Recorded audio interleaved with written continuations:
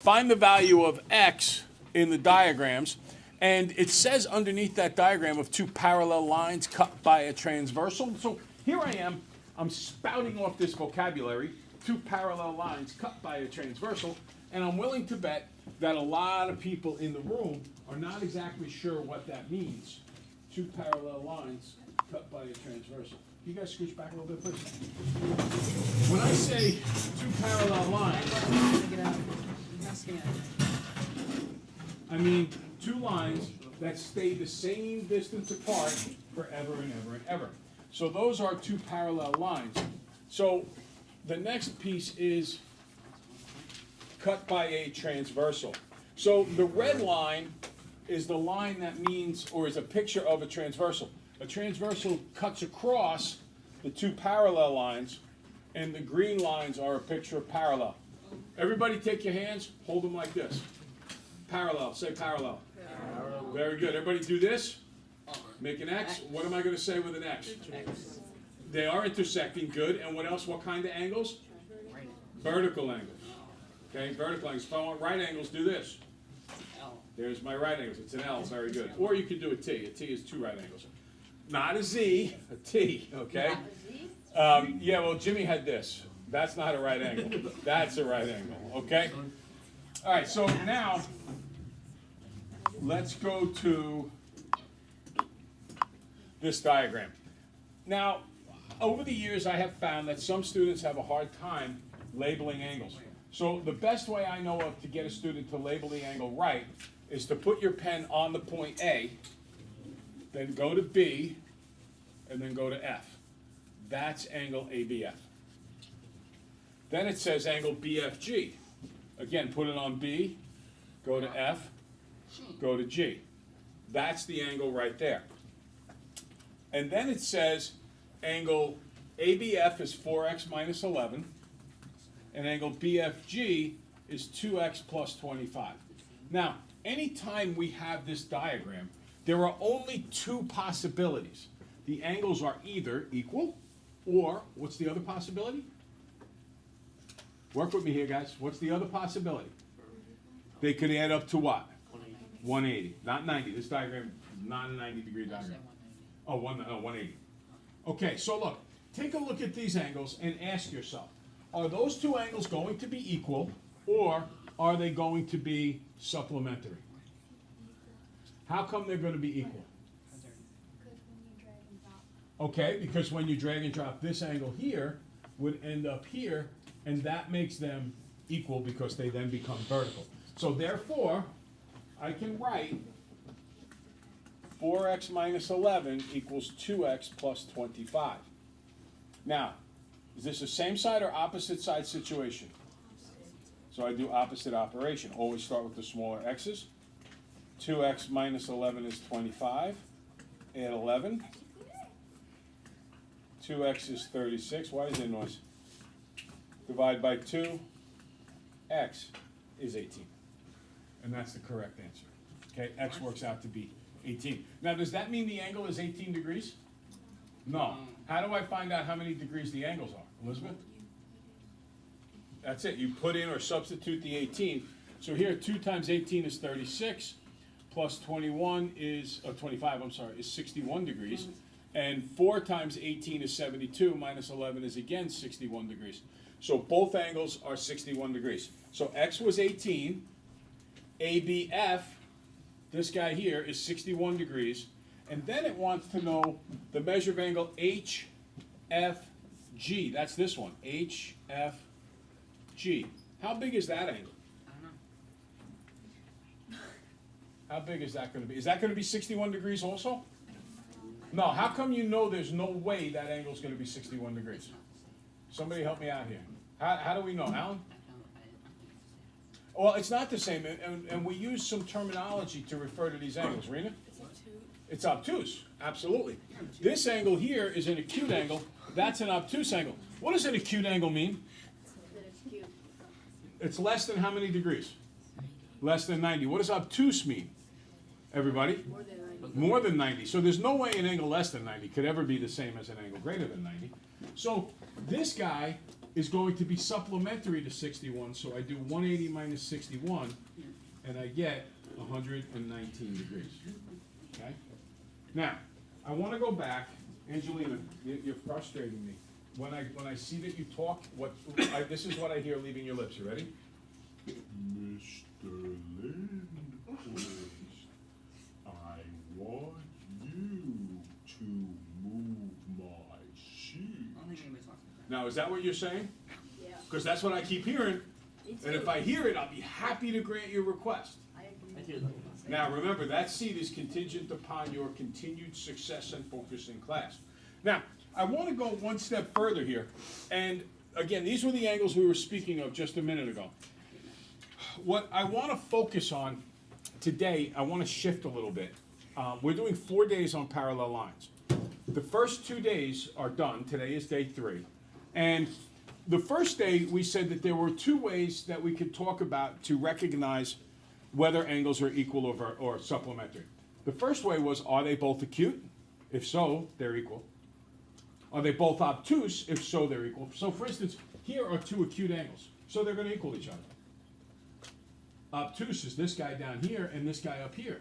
So they're going to equal each other. And last but not least, we said that we could do a drag and drop technique. What? We could drag the top set of angles, drop it on the bottom, and that would help us tell if they're either vertical to each other, at which point they're going to be equal, or maybe they land on top of each other, at which point they're going to be equal. So, those were the techniques that we discussed so far. And they're great techniques for analyzing it and for seeing if they're equal or if they're supplementary. And just based on the answers that you guys have been giving in class so far, I can tell that most of you completely understand that. There is, however, some terminology that the state wants you to know. For example, the state would never allow, if you said, why are these 2 angles? And if you wrote what Justice said before, Justice said, well, if I do drag and drop, What is that? they're equal. If you do that, they will not accept that answer. Now, the fact that you can do drag and drop lets you see that they're equal. The fact that they're both acute lets you see that they're equal, and it's a very important skill to have. But sometimes they ask you to do the following. Name a pair of alternate interior angles. Name a pair of alternate exterior angles. Name a pair of corresponding angles. Name a pair of consecutive interior angles. So to do that, and this is really where we focus on with today's lesson, we start looking at the idea of what are these angles. So let me write up some terminology here. We have alternate Universe. interior. Alan, stop, all right? We really need to learn this stuff. Alternate interior angles. We have alternate exterior angles. I don't think you have to go nuts writing this stuff down because I think we're just going to explain it and it's going to make sense. We have, God bless you. Bless you. We have corresponding angles. This symbol, by the way, means angles, okay? And then we have consecutive angles. Now, what I want to do here is be able to look at the diagram and explain what is or what are and are not each of these different types of angles.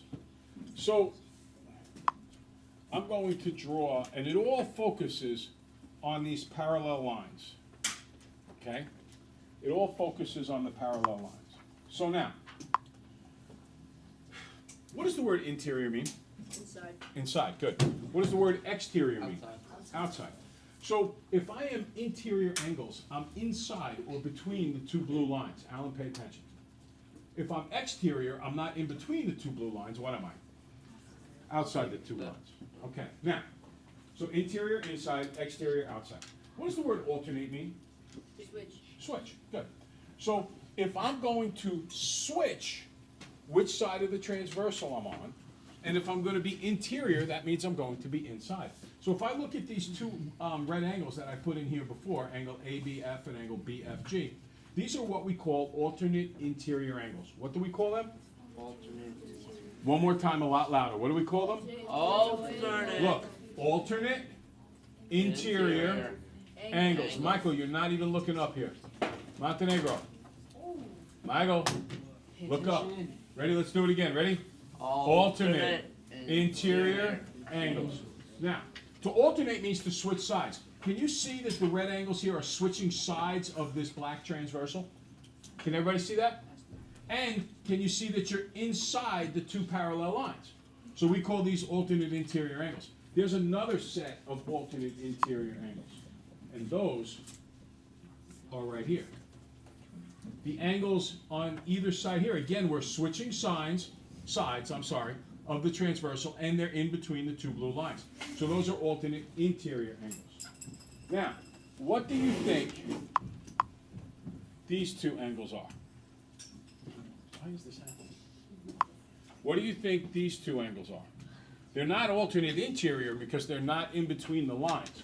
What do you think they are, Alan? Alternate exterior. Right, because they're outside the lines. So they are changing sides, so they're alternate, and they are on the outside, so they're exterior. Finally, what do you think these two angles are?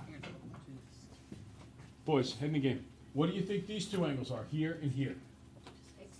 They are exterior. Are they alternating? Are they switching sides of that transversal? Yes, so it's alternate exterior angles. Now, notice this was the first thing up here, alternate interior angles. Here we have alternate exterior angles.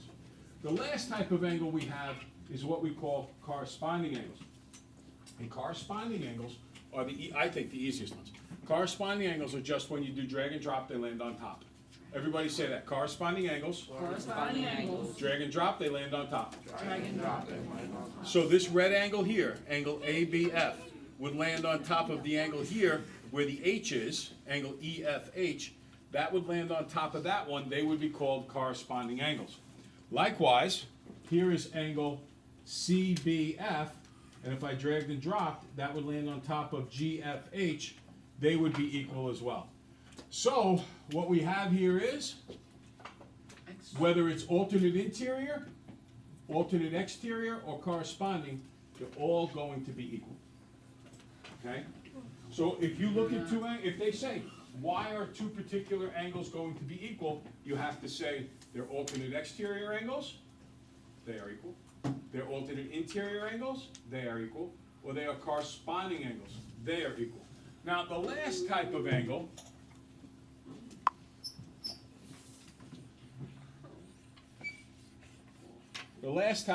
that we need to consider is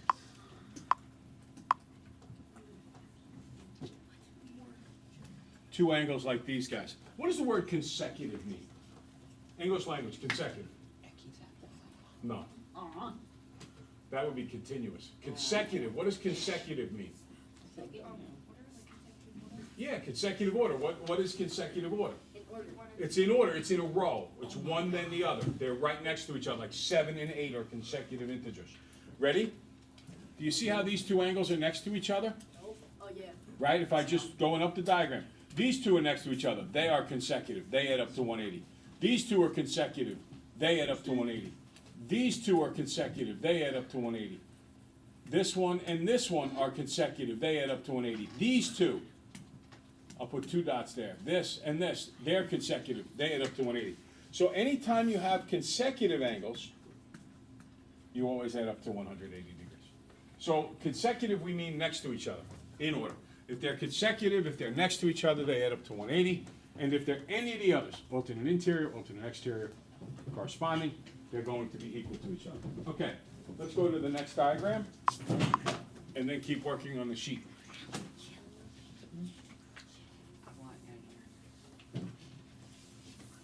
Listen, I know the school year is a really long year, 180 different class days.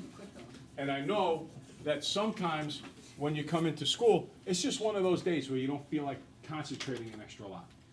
But here's the thing, there are also sometimes when it's time to put up or it's time to shut up.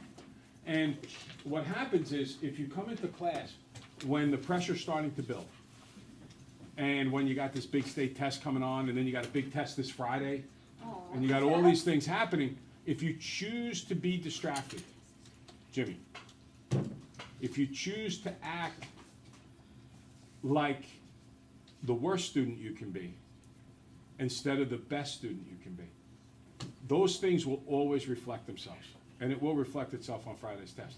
Now, here's one of the things that you're supposed to be able to do as you get a little bit older. You're supposed to consider consequences. when you're a little kid, you might turn around and say, oh, I can go up and grab that doggy's hair and I can pull the hair as hard as I want. Because you don't have any idea that that dog has teeth that can bite you, and the dog might well bite you. It especially occurs when you have a dog and your dog is a friendly dog, and then you go to somebody else's house where the dog's not so friendly, and all of a sudden you have a problem. Or another classic example that you see with little kids is little kids grab a fork or a butter knife And put in the. and they put it in the electrical I outlet. did that, that's why I'm retarded. And what happens is they don't understand what could happen to them. Also, the classic, the old saying is, don't touch that hot stove. If you touch that stove, you're gonna burn yourself. I did that last night. Now, as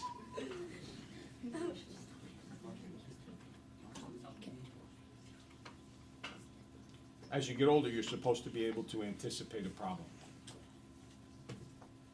You're supposed to be able to say, you know, if I do this, then there are gonna be consequences. And when those consequences hit, there's gonna be problems. So here's the deal, we're in the middle of this geometry unit. I don't think the geometry units are very hard. And you only have 2 tests this market period. We already did one. You know how you did on that one. You know that you can do a relearn packet on it. And then we have this other test coming up this Friday.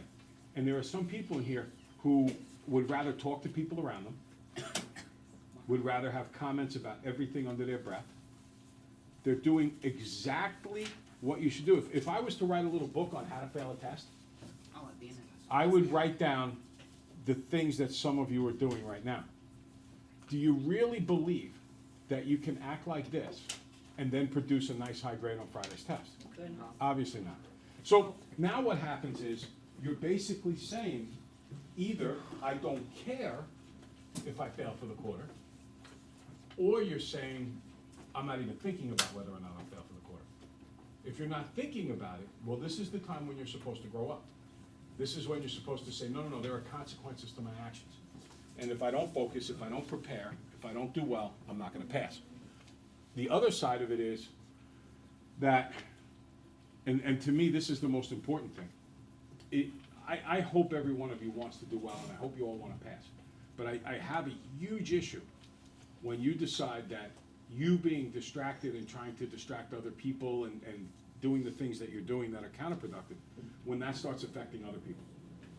Because, can you please raise your hand if you would like to fail? If you wanna fail Friday's test, please raise your hand. Okay, so nobody raised their hand.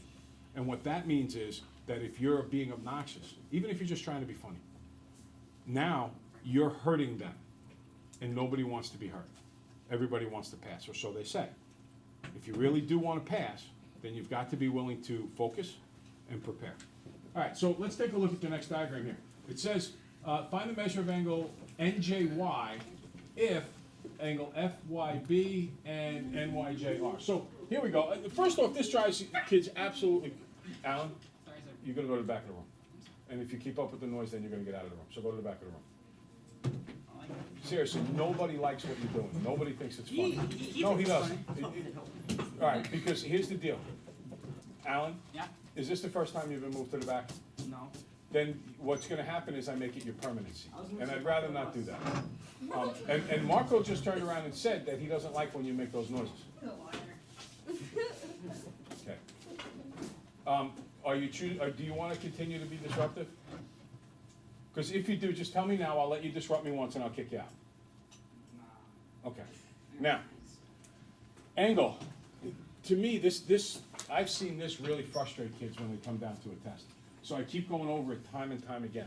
Angle N, Y, J. That's this angle right there. I always like to take my pen, trace the path it's telling me to do, N to Y to J, and then make a little arc. So that shows me the angle.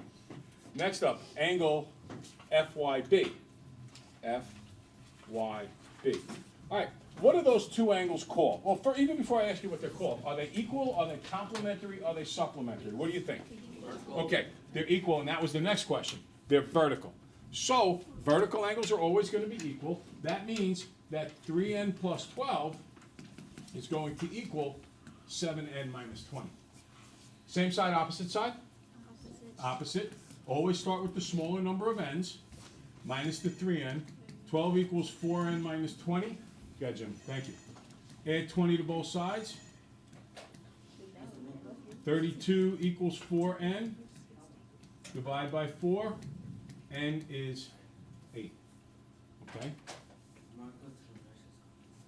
Okay. Marco, wait a couple minutes before you go. N works out to be 8. Any questions about this? Okay. Now, there's a blank over here that says angle relationship. What's the relationship between those two angles? They are what again? They are equal. That's good. And what are they also called? Vertical. Very good. Okay. Now we get to a question that, remember I said we used to have that really awesome website back when I thought testing was a good thing? And the reason I still think there are things about testing that can be good if you use them in the right way. And back in the older days, there was something about how they used them that was extremely good. They used to give us the question, they would put it up there, we'd see how our kids did. Now, sometimes, I don't know if you realize this or not, but like for professional baseball, the best managers tend not to be guys who were superstars when they played. Very rarely is a great player a great manager, because a lot of great players, things came easy to them. A lot of times your managers are players who had a difficult time and had to really understand and learn the game to try to get a little bit better at it. So I looked at this question the year it came out, and I said to myself, oh, this is such a simple question. And I thought the kids would get great grades on it. And they didn't. They got terrible grades. And then I said, but they've done 100 questions like this. This question, by the way, is just like the one above it. I said, they've done 100 questions like this. How could they get this wrong? And then I realized when I looked at the test results and I looked at how the kids did, they couldn't draw the picture. Once they drew the picture, they could get it right. So then I had to say, oh man, I need to do a better job at teaching how to draw the picture. And then the kids got better. So that's when testing can really help. When testing shows you how your kids did on a question, the exact question, not some substitute, the exact question, and you can see how they did, it makes you a better teacher. So it says AB intersects. What does that word intersect mean again? So much vocabulary in this unit. What does intersect mean? They cut across it. Good. So AB, here's AB, intersects CD at point E. So there's my diagram. Now, I have to write my angles in the correct places. A, E, C. See how I followed that path? A to E to C. There's my angle, and it says here that it's 4n minus 1. By the way, how many of you guys had trouble drawing that diagram when you did do it? How many people drew the diagram correctly? Right? And I would say that I haven't taught you much about how to draw the diagram, so if you did struggle with it, it's much more my fault than your fault. And those testing years ago, when I used to go on that website, Data Mentor, it showed me what I didn't do well, and then I adjusted and became better at it. Next, it says angle BED. B-E-D. Here's this angle. That is n plus 26. Now, how many people think this question's a whole lot easier if the picture's drawn for you? Yeah, every hand in the room is up. That makes sense. So we have to get good at drawing the picture. Are those angles equal, or are they supplementary or complementary? Equal, good. So therefore, and what's the name for the relationship? Vertical. Vertical, good. So 4n minus 1 equals n plus 26. This is an opposite side, opposite operation. I minus the n. I get 3n minus 1 is 26, plus 1 plus 1. 3n equals 27. Divide by 3, divide by 3, n equals 9. You know, I have preached all year long that performance is a function of preparation. Prepare well. Okay, you guys should be ready for all the rest of the questions on this sheet. Hasta la vista. Vaya con Dios. Toodaloo. Ta-ta. Arrivederci. Smile a lot. Ciao. Adios amigos y amigas. Sayonara. Garusharus. Codafis. Have a good one, folks.